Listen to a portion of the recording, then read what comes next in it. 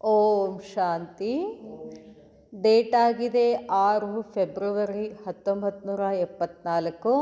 ಅವ್ಯಕ್ತ ಬಾಪ್ದಾದ, ಅವ್ಯಕ್ತ ಮಧುಬನ, ಅವ್ಯಕ್ತ ಮುರಳಿ ಮಹಾವಾಕ್ಯ ಆಗಿದೆ.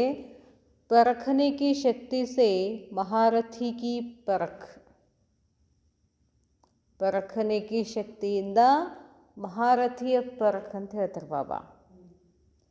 माया व प्रकृति के सब विघ्नों से पार कराने वाले.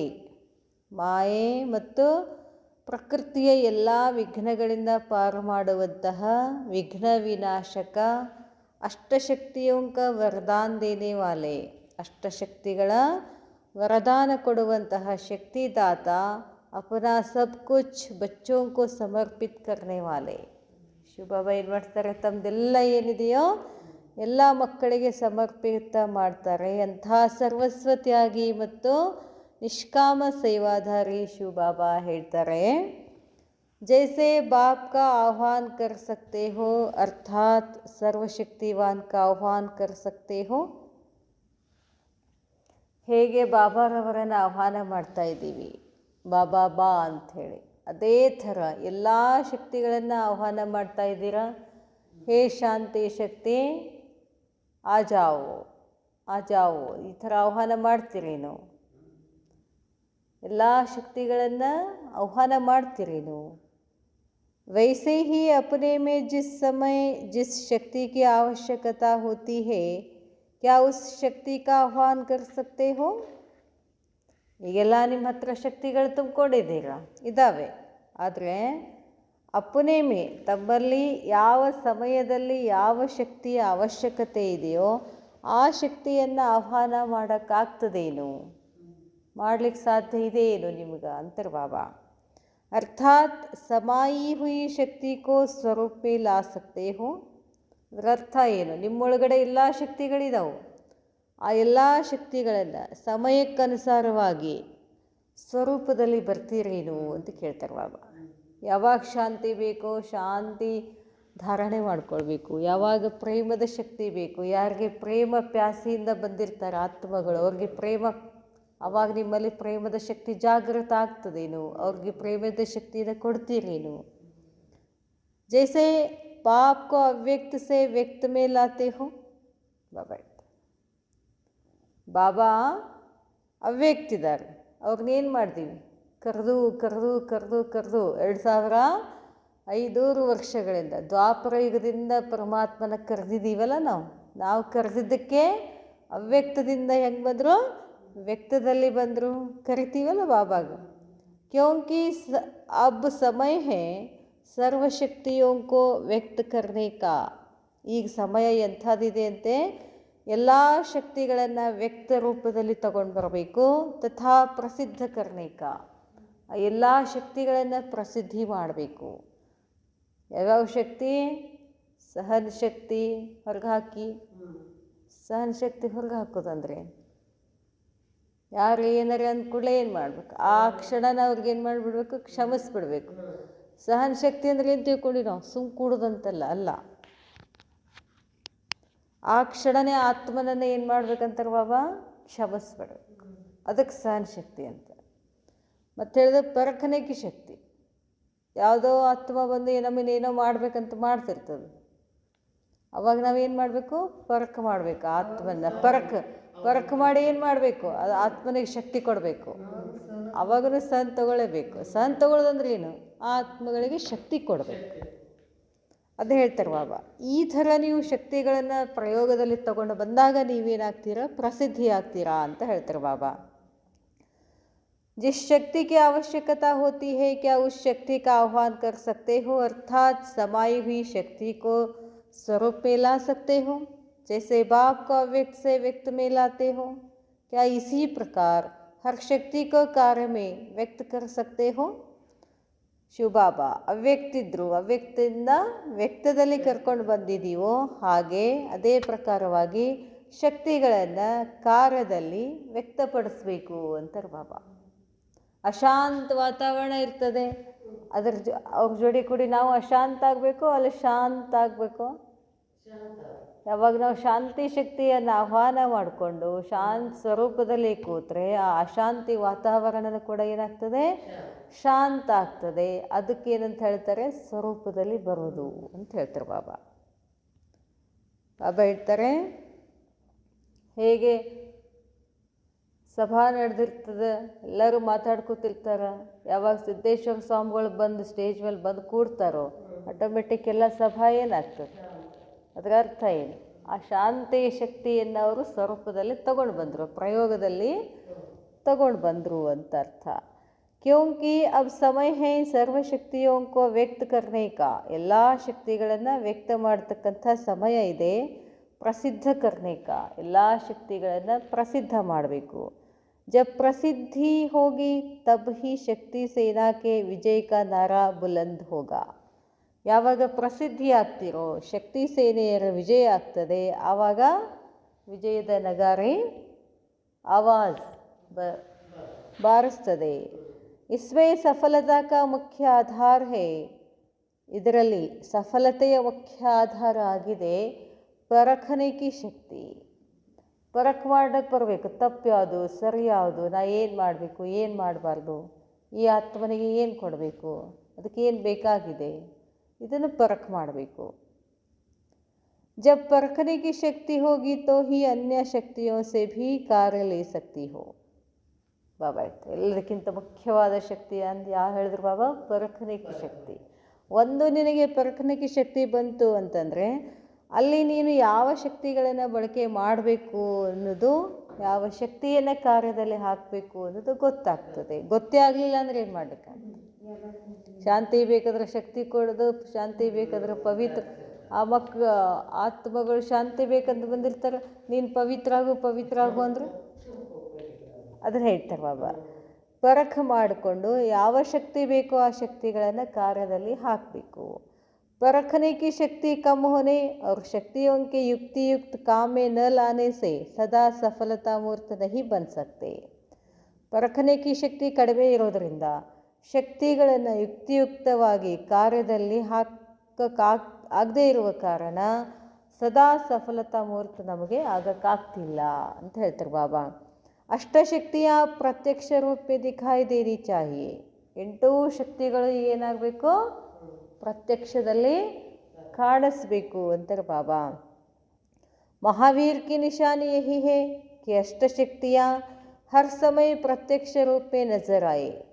ಮಹಾವೀರರ ನಿಶಾನೆ ಏನಾಗಿದೆ, ಅಷ್ಟಶಕ್ತಿಗಳು ಪ್ರತಿ ಸಮಯ ಪ್ರತ್ಯಕ್ಷ ರೂಪದಲ್ಲಿ ಕಾಣಿಸ್ಕೋಬೇಕು. ऐसे आत्माएं ही ಅಷ್ಟರತ್ನೋं में आ सकते हैं. ಇಂಥ ಆತ್ಮಗಳು ಮಾತ್ರ ಅಷ್ಟರತ್ನಗಳಲ್ಲಿ ಬರಲಿಕ್ಕೆ ಸಾಧ್ಯ ಇದೆ. ಪುರುಷಾರ್ಥ ಮೇ ಅಂತರ್ ಕ್ಯಾ ಹೈ, ಪುರುಷಾರ್ಥದಲ್ಲಿ ಅಂತರ ಏನಿದೆ. ಜಿಸ್ಸೆ ಕಿ ಪರಖ್ ಸಕೋ ಕಿ ಮಹಾರಥಿ ಕಿ ಸ್ಟೇಜ್ ಪರ್ ಹೋ ಯಾ ಘೋಡಾ ಸವಾರ್ ಕಿ ಸ್ಟೇಜ್ ಪರ್. ಎಲ್ಲಿ ಪರಖ್ ಮಾಡಬೇಕು, ನನ್ನನ್ನು ನಾನು ಪರಖ್ ಮಾಡ್ಕೊಳ್ಬೇಕು. ಇವಾಗ ಪುರುಷಾರ್ಥ ಮೇ ಅಂತರ್ ಕ್ಯಾ ಹೈ, ಪುರುಷಾರ್ಥದಲ್ಲಿ ಅಂತರ ಏನಿದೆ. ಜಿಸ್ಸೆ ಯಾರಿಂದ ಪರಖ್ ಸಕೋ, ಪರಖ್ ಮಾಡ್ಕೊಳ್ಬೇಕು. ಮಹಾರಥಿ ಕಿ ಸ್ಟೇಜ್ ಪರ್ ಹೋ, ನೀನೆಲ್ಲಿದ್ದೀಯಾ, ನಿನ್ನನ್ನು ನೀನು ಚೆಕ್ ಮಾಡ್ಕೋ, ಯಾವ ಸ್ಟೇಜಲ್ಲಿದ್ದೀಯಾ, ಮಹಾರಥಿ ಸ್ಥಿತಿನಲ್ಲಿದೆಯಾ ಅಥವಾ ಘೋಡೆ ಸವಾರ್ ಸ್ಥಿತಿನಲ್ಲಿದೆಯಾ. ವಿಶೇಷ ಅಂತರ ಯಹ ಹೋಗಾ, ಆ ವಿಶೇಷ ಅಂತರ ಇದು कि जो महारथी होगा वह कोई भी समस्या या आने वाली परीक्षा को आने से पहले ही कैच करेगा. ಯಾರು ಮಹಾರಥಿ ಆತ್ಮಗಳಿರ್ತಾರೋ ಅವ್ರಿಗೆ ಏನೇ ಸಮಸ್ಯೆ ಬಂದರೂ ಅಥವಾ ಬರ್ತಿದ್ರು ಅದನ್ನು ಮುಂಚೆನೇ ಪರೀಕ್ಷೆ ಮಾಡಿಕೊಂಡು ಅವ್ರಿಗೆ ಮೊದಲೇ ಗೊತ್ತಾಗ್ಬಿಡ್ತದೆ ಇಂಥ ಪರೀಕ್ಷೆ ಬರೋದಿದೆ ಅಂತ ಕ್ಯಾಚ್ ಮಾಡ್ಕೊಳ್ಳಿಕ್ಕಾಗ್ತದೆ ಅವ್ರಿಗೆ. ಯಾರಿಗೆ, ಮಹಾರಥಿ ಆತ್ಮಗಳಿಗೆ. विघ्नों को पहले ही से कैच करने के कारण वह तूफान व समस्या को सामने आने न देगा. ಮಹಾರಥಿಗಳು ಏನು ಮಾಡ್ತಾರೆ, ಸಮಸ್ಯೆ ಬರೋಕ್ಕಿಂತ ಮುಂಚೆನೇ ಅವ್ರಿಗೆ ಗೊತ್ತಾಗಿರೋದ್ರಿಂದ ವಿಘ್ನ ಬರೋಕ್ಕಿಂತ ಮುಂಚೆನೇ ಅವ್ರಿಗೆ ಗೊತ್ತಾಗ್ಬಿಡ್ತದೆ. ಅದರ ಕಾರಣವಾಗಿ ತೂಫಾನ್, ಬಿರುಗಾಳಿ ಅಥವಾ ಸಮಸ್ಯೆ ಬಾಬಾ ಹೇಳ್ತಾರೆ ಸಮಸ್ಯೆ ಅನ್ನೋ ಬಿರುಗಾಳಿ ಎದುರಿಗೆ ಬರೋದೇ ಇಲ್ಲ ಅಂತ ಹೇಳ್ತಾರೆ ಬಾಬಾ. ಯಾರ ಎದುರಿಗೆ? ಮಹಾರಥಿಯರ ಎದುರಿಗೆ. ಜೈಸೆ ಆಜ್ಕಲ್ ಸೈನ್ಸ್ ಕಾ ರಿಫೈನ್ ರೂಪ್ ಕೌನ್ಸಾ ಹೇ? ಇವತ್ತಿನ ದಿನಮಾನಗಳಲ್ಲಿ ಸೈನ್ಸನ್ನು ಕೂಡ ರಿಫೈನ್ ರೂಪ್ ಏನಾಗಿದೆ? ದೂರ ಸೆ ಪೆಹಲೆ ಹಿ ಮಾಲೂಮ್ ಪಡ್ ಜಾತಾ ಹೈ. ಬಿರುಗಾಳಿ ಬರ್ತದೆ, ಭೂಕಂಪ ಆಗ್ತದೆ, ಮಳೆ ಬರ್ತದೆ, ಮೋಡ ಇರ್ತದೆ, ಭಾರಿ ಮಳೆ ಆಗ್ತದೆ, ಬರೋಕ್ಕಿಂತ ಮುಂಚೆನೇ ಅವ್ರಿಗೆ ಗೊತ್ತಾಗ್ತದಲ್ಲ. ಗೊತ್ತಾಗೋದ್ರಿಂದ ಏನಾಗ್ತದೆ? ಅನೇಕ ತೊಂದರೆಗಳನ್ನು ನಾವೇನು ಮಾಡ್ಬೋದು? ಮುಂಚೆನೇ ತೊಂದರೆಗಳನ್ನು ಹೋಗಿಸ್ಲಿಕ್ಕೆ ತಯಾರಿ ಮಾಡ್ಕೋಬೋದು. ಅಲರ್ಟ್ ಇರ್ಬೋದು. ಈಗ ಹೇಳ್ತಾರಲ್ಲ, ಸಮುದ್ರದ ಮೇಲೆ ಸುನಾಮಿ ಬರ್ತದಂತಂದರೆ ಯಾರು ಸಮುದ್ರ ಕಡೆ ಹೋಗಬೇಡ್ರಿ, ಈ ಥರ ಏನು ಮಾಡ್ತಾರೆ? ಮುಂಚೆನೇ ಎಚ್ಚರಿಕೆ ಕೊಡ್ತಾರೆ. ಅದೇ ಥರ ಮಹಾರಥಿಗಳು ಕೂಡ ಏನು ಮಾಡ್ತಾರೆ? ವಿಘ್ನ ಬರ್ತದೆ ಅಂತ ಗೊತ್ತಾಗ್ಬಿಡ್ತದೆ, ಅದರಿಂದ ಅಲರ್ಟ್ ಆಗಿರೋದ್ರಿಂದ ವಿಘ್ನ ತೂಫಾನ್ ಬರೋದೇ ಇಲ್ಲ. ಪೆಹಲೆ ಸೆ ಹಿ ಮಾಲೂಮ್ ಪಡ್ ಜಾನೆ ಕೆ ಕಾರಣ ಸೇಫ್ಟಿ ಕೆ ಸಾಧನ ಅಪನಾ ಲೇತೆ ಹೇ. ಮಳೆ ಬರ್ತೈತಿ ಅಂತೆಲ್ಲ ಗೊತ್ತಾದ ಕೂಡಲೇ ಏನು ಮಾಡ್ತಾರೆ? ಎಲ್ಲ ಸಾಧನಗಳನ್ನು ಸುರಕ್ಷಿತವಾಗಿ ಇಟ್ಕೊಳ್ತಾರೆ. साधन अपना लेते हैं, दुश्मन आवे और फिर उससे लड़कर विजय प्राप्त करे, इसमें भी टाइम लग जाता है ना. ಬಾಬಾ ಹೇಳ್ತಾರೆ ದುಶ್ಮನ್ ಬಂದ ಮೇಲೆ ಫಿರ್ ಉಸ್ಸೆ ಲಡ್ಕರ್, ಬಂದ ಮೇಲೆ ಎಲ್ಲ ತಗೊಂಡು ಯುದ್ಧ ಮಾಡಿ ಪ್ರಾಪ್ತಿ ಮಾಡ್ಕೊಳ್ಳೋದು, ವಿಜಯ ಪ್ರಾಪ್ತಿ ಮಾಡ್ಕೊಳ್ಳೋದು, ಅದರಲ್ಲಿ ಏನಾಗ್ತದೆ? ಟೈಮ್ ಹಿಡಿತದೆ. ಬರೋಕ್ಕಿಂತ ಮುಂಚೆ ಎಲ್ಲ ಗೊತ್ತಾಯಿತು ಅಂತಂದರೆ ಆಜ್ಕಲ್ जैसे साइंस की इन्वेंशन रिफाइन हो रही है, इसी प्रकार महारथियों का पुरुषार्थ भी रिफाइन होना है. ವಿಜ್ಞಾನ ಹೇಗೆ ರಿಫೈನ್ ಆಗ್ತಾ ಇದೆಯೋ, ರಿಫೈನ್ ಅಂತಂದ್ರೆ ಏನು? ಶುದ್ಧ, ಸ್ವಚ್ಛ ಮಾಡೋದು, ಮುಂಚೆನೇ ಎಲ್ಲ ಗೊತ್ತಾಗೋದು. ಮಹಾರಥಿನೂ ಕೂಡ ಏನು ಮಾಡಬೇಕು? ಪುರುಷಾರ್ಥದಿಂದ ರಿಫೈನ್ ಆಗಬೇಕು, ಕ್ಲೀನ್ ಆಗ್ತಾ ಹೋಗಬೇಕು ಅಂತಾರೆ ಬಾಬಾ. ವಿಘ್ನ ಆಯ ಅವ್ರು 1 ಸೆಕೆಂಡ್ ಮೇಲೆ ಚಲಾ ಗಯ. ಏನು ಹೀಗೆ ವಿಘ್ನ ಬಂತು ಅಂದ್ರೆ ಅದು ಹೋಗ್ಬಿಡ್ಬೇಕು. ಅವ್ರು ಯಹ ಭೀ ಮಹಾರಥಿಯೋಂ ಕಿ ಸ್ಟೇಜ್ ನಹಿ ಹೇ. ಪಾಪ ಹೇಳ್ತಾರೆ ವಿಘ್ನ ಬಂತು, 1 ಸೆಕೆಂಡ್ನಲ್ಲಿ ಹೋಯ್ತು, ಇದು ಕೂಡ ಮಹಾರಥಿಯರ ಸ್ಟೇಜ್ ಅಲ್ಲ ಅಂತಾರೆ ಬಾಬಾ. ಮಹಾರಥಿ ತೋ ವಿಘ್ನಕ್ಕೋ ಆನೆ ಹಿ ನಹಿ ದೇಂಗೆ. ಬಂದ ಮೇಲೆ ನಾಶ ಮಾಡೋದು ಮಹಾರಥಿಗಳ ಲಕ್ಷಣ ಅಲ್ಲ. ವಿಘ್ನಗಳು ಅದೇ prevention is better than cure ಅಂತ ಹೇಳ್ತಾರಲ್ಲ, ಬರೋಕ್ಕಿಂತ ಮುಂಚೆನೇ ಅದನ್ನೇನು ಮಾಡ್ಬೋದು? ಓಡಿಸ್ಬೇಕು. ಅರ್ಥಾತ್ 1 ಸೆಕೆಂಡ್ ಭೀ ಉಸ್ಮೆ ವೇಸ್ಟ್ ನ ಕರೆಂಗೆ, 1 ಸೆಕೆಂಡನ್ನು ಕೂಡ ಅಲ್ಲಿ ವೇಸ್ಟ್ ಮಾಡೋಂಗಿಲ್ಲ. महारथी तो विघ्न को आने ही नहीं देंगे. जब निरंतर योगी कहते हैं तो निरंतर का अर्थ क्या है? ನಾವು ಯಾವಾಗಲೂ ಬಾಬಾ ನೆನಪು ಮಾಡ್ತಿರ್ತೀವಿ ಅಂತ ಹೇಳ್ತಿರ್ತೀವಿ. ನಿರಂತರ ಯೋಗಿ ಅರ್ಥ ಏನು ಅಂತ ಕೇಳ್ತಾರೆ ಬಾಬಾ. 1 ಸೆಕೆಂಡ್ ಕಾ ಭೀ ಅಂತರ ನ ಪಡೆ, 1 ಸೆಕೆಂಡನ್ನು ಕೂಡ ಅಲ್ಲಿ ಟೈಮ್ ವೇಸ್ಟ್ ಆಗಬಾರ್ದು. ಜಬ್ ನಿರಂತರ ಯೋಗಿ कहते हैं तो निरंतर का अर्थ क्या है? 1 सेकंड का भी अंतर न पड़े.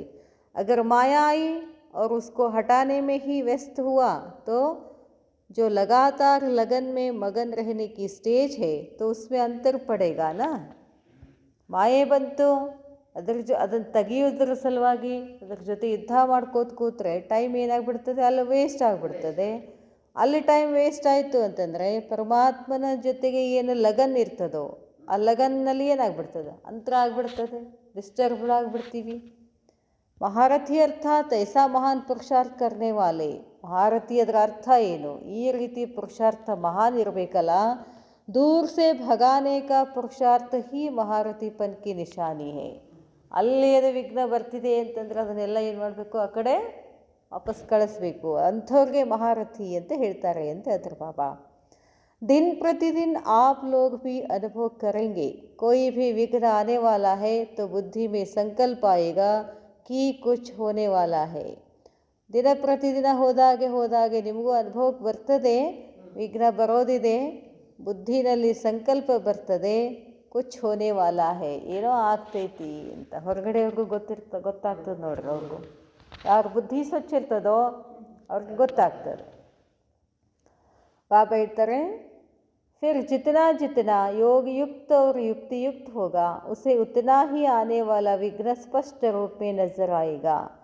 ಎಷ್ಟೆಷ್ಟು ನೀವು ಯೋಗಯುಕ್ತ ಆಗ್ತಿರೋ ಯುಕ್ತಿಯುಕ್ತ ಆಗ್ತಿರೋ ಅಷ್ಟು ನಿಮಗೆ ವಿಘ್ನಗಳು ಬರ್ತಾವೆ ಅನ್ನೋದು ಸ್ಪಷ್ಟ ರೂಪದಲ್ಲಿ ಕಾಣಿಸ್ತದೆ.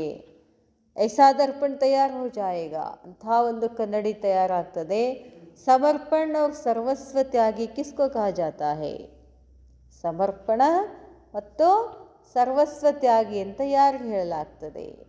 जो विकारों के सर्ववंश का भी त्याग करने वाले हैं. ಎಲ್ಲ ವಿಕಾರಗಳು ಅದರ ಅಂಶ ಎಲ್ಲ ಏನಿರ್ತಾವಲ್ಲ ಎಲ್ಲ ತ್ಯಾಗ ಮಾಡಿದವ್ರಿಗೆ ಏನಂತಾರೆ? ಸರ್ವಸ್ವ ತ್ಯಾಗಿ. ಲೇಕಿನ್ ವಿಕಾರೋಂ ಕಾ ವಂಶ ಅತಿ ಸೂಕ್ಷ್ಮ ಹೇ, ಗೊತ್ತೇ ಆಗಲ್ಲ ನಿಮಗಂತಾರೆ ಬಾಬು. ಒಳಗಡೆ ವಿಕಾರ ಬಂತು ಅನ್ನೋದೇ ಗೊತ್ತಾಗೋದಿಲ್ಲ, ಅಷ್ಟು ಸೂಕ್ಷ್ಮ ಇರ್ತದೆ. उसका वंश सहित त्याग करने वाले ही महारथी अर्थात सर्वस्व त्यागी होगा. ಅದರ ವಂಶ ಸಹಿತವಾಗಿ ಯಾರು ತ್ಯಾಗ ಮಾಡ್ತಾರೋ ಅವ್ರಿಗೇನು ಹೇಳ್ತಾರೆ? ಮಹಾರಥಿ ಅಥವಾ ಸರ್ವಸ್ವ ತ್ಯಾಗಿ ಅಂತ ಹೇಳ್ತಾರೆ. जब यहाँ वंश सहित सब विकारों का त्याग करते हैं, ಯಾರು ಇಲ್ಲೇ ವಂಶ ಸಹಿತವಾಗಿ ಎಲ್ಲ ವಿಕಾರಗಳನ್ನು ತ್ಯಾಗ ಮಾಡ್ತಾರೋ तो वहाँ 21 वंश सहित निर्विघ्न और निर्विकारी पीढ़ी चलती है. ಇಲ್ಲಿ ಯಾರು ನಿರ್ವಿಘ್ನಾಗಿರ್ತಾರೋ, ವಂಶ ಸಹಿತವಾಗಿ ವಿಕಾರಗಳನ್ನು ತ್ಯಾಗ ಮಾಡ್ತಾರೋ ಅಂಥವರು 21 ಜನ್ಮ ವಂಶ ಸಹಿತವಾಗಿ ನಿರ್ವಿಘ್ನ ಆಗಿರ್ತಾರೆ. ನಿರ್ವಿಕಾರಿ ಪೀಢಿ ಇರ್ತದೆ, ಆ ವಂಶದಲ್ಲಿ ಬರ್ತಾರೆ. आधा कल्प दैवी वंश चलता है और आधा कल्प विकारों का शूद्र वंश भी बढ़ता जाता है. तो इस वंश को समाप्त करने वाले ही 21 वंश सहित अपना दैवी राज्य भाग्य प्राप्त करते हैं. ಯಾರು ಸಂಪೂರ್ಣ ಸಮಾಪ್ತಿ ಮಾಡ್ತಾರೋ, ಏನು ಸಮಾಪ್ತಿ ಮಾಡ್ಬೇಕಂತ ಹೇಳಿದ್ರು ಬಾಬಾ? ಎಲ್ಲವನ್ನ ಏನು ಮಾಡ್ತಾರೆ? ಎಲ್ಲ ವಿಕಾರಗಳನ್ನು ವಂಶಗಳನ್ನು ಕೂಡ ಏನು ಮಾಡಂತ ಹೇಳಿದ್ರು ಬಾಬಾ? ತ್ಯಾಗ ಮಾಡಿ ಅಂತ ಹೇಳಿದ್ರು ಬಾಬಾ. ಅವ್ರಿಗೆ 21 ವಂಶ ಸಹಿತವಾಗಿ ದೈವಿ ರಾಜ್ಯದ ಭಾಗ್ಯ ಪ್ರಾಪ್ತಿ ಆಗ್ತದೆ. ಅಗರ್ ವಂಶಕ್ಕೆ ತ್ಯಾಗ करते समय थोड़ी भी कमी रह जाती है, ಇಡೀ ವಿಕಾರದ ವಂಶವನ್ನು ತ್ಯಾಗ ಮಾಡುವುದರಲ್ಲಿ ಸ್ವಲ್ಪ ಸಮಯ ಕಡಿಮೆ ಆಯಿತು ಅಂತಂದರೆ तो वहाँ भी 21 वंश में थोड़ी कमी रह जाएगी, ಅಲ್ಲಿನೂ ಕೂಡ ನಿಮ್ಮದು ಕಡಿಮೆ ಆಗ್ತದೆ. महारथी की यह निशानी है कि जब सर्वस्व अर्पण कर दिया तो उसमें तन मन धन संपत्ति समय संबंध और संपर्क भी सब अर्पण किया ना. ಏನು ಅರ್ಪಣೆ ಮಾಡಿ? ಎಲ್ಲ ಸರ್ವಸ್ವ ಅರ್ಪಣೆ. ನನ್ನ ದೇಹ, ನನ್ನ ಮನಸ್ಸು, ನನ್ನ ಸಂಪತ್ತು, ಸಮಯ ಸಂಬಂಧ ಯಾರ ಜೊತೆ ಇರಬೇಕು? ಸಂಪರ್ಕ ಯಾರ ಜೊತೆ ಇರಬೇಕು? ಸಮಯ ಯಾರ ಜೊತೆ ಇರಬೇಕು? ಎಲ್ಲ ಅರ್ಪಣ ಯಾರಿಗೆ ಮಾಡಬೇಕು?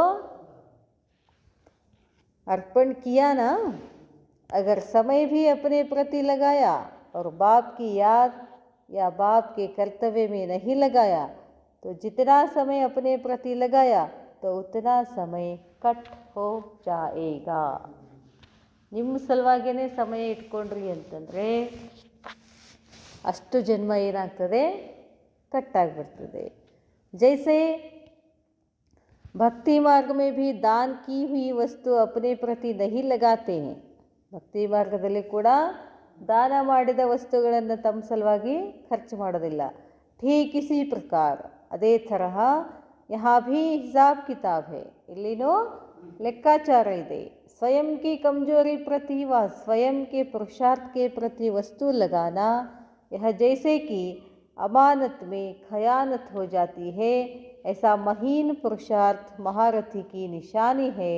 महारथियों को तो अब अपना सब कुछ विश्व कल्याण के लिए लगाना है, तब तो महादानी और वरदानी कहा जाएगा. ಬಾಬಾ ಹೇಳ್ತಾರೆ, ನಂದೆಲ್ಲವೂ ನಿಂದೇ ಇದೆ, ನಿಂದ ಅಮಾನತ್ತಿದು ಅಂತಂದ ಮೇಲೆ ಮತ್ತೆ ಅದನ್ನು ನನ್ನ ಸಲುವಾಗಿ ಬಳಕೆ ಮಾಡ್ಕೊಳ್ಳುವಂಗಿಲ್ಲ ಅಂತಾರೆ ಬಾಬಾ. ಮುಗಿಯುತ್ತದು. ಅದಕ್ಕೆ ಹೇಳ್ತಾರೆ ಬಾಬಾ, ನಿಂದೇನಿದೆಯೋ ಎಲ್ಲವನ್ನ ವಿಶ್ವ ಕಲ್ಯಾಣಾರ್ಥವಾಗಿ ಬಳಕೆ ಮಾಡು. ಆವಾಗ ನಿನ್ನನ್ನು ಏನಂತ ಹೇಳ್ತಾರೆ? ಮಹಾದಾನಿ ಅಂತ ಹೇಳ್ತಾರೆ, ವರದಾನಿ ಅಂತ ಹೇಳ್ತಾರೆ. महारथी की स्टेज का प्रभाव ऐसा रहेगा जैसे कि लाइट हाउस का प्रभाव दूर से ही नजर आता है. ಮಹಾರಥಿಯರ ಸ್ಥಿತಿಯ ಈ ಥರ ಪ್ರಭಾವ ಬೀರ್ತದೆ. ಹೇಗೆ ಲೈಟ್ ಹೌಸ್, ಪ್ರಕಾಶದ ಪ್ರಭಾವ ದೂರದಿಂದನೇ ಕಾಣಿಸ್ತದಲ್ಲ, ನಮಗೆ ಬೆಳಕಿದೆ ಅಂತ ದೂರಿಂದನೇ ಕಾಣಿಸ್ತದೆ. ಹಾಗೆ आता है और वह चारों तरफ फैलती है. ಆ ಮಹಾರಥಿಯರ ಶಕ್ತಿಗಳು ನಾಲ್ಕು ಕಡೆಗೆ हरड़स्तदे. लेकिन कार्य व्यवहार में जो भी अनुभवी होते हैं तो उसका भी प्रभाव उनकी सूरत और सीरत से पता पड़ता है. ಆದರೆ ಕಾರ್ಯ ವ್ಯವಹಾರದಲ್ಲಿ ಅನುಭವಿಯಾದಾಗ उसका प्रभाव ಏನಾಗ್ತದೆ, सूरत और सीरतದಿಂದ ಗೊತ್ತಾಗ್ಬಿಡ್ತದೆ. अब महारथियों और महावीरों का ऐसा प्रभाव पड़ना चाहिए. ಈಗ ಮಹಾರಥಿಯರು ಮತ್ತು ಮಹಾವೀರರ ಇಂಥ ಒಂದು ಪ್ರಭಾವ ಬೀಳಬೇಕು. सूरत से ही अकल का अनुभव होगा. अब इन निशानियों से ही समझो कि हमारा नंबर कहाँ पर होगा. ಎಲ್ಲ ಸಂಕೇತಗಳಿಂದ ನಿಮ್ಮನ್ನು ನೀವು ಚೆಕ್ ಮಾಡಿ ನನ್ನ ನಂಬರು ಎಲ್ಲಿದೆ. अच्छा सदा सहयोगी एवं सहजयोगी बनो. ओम शांति.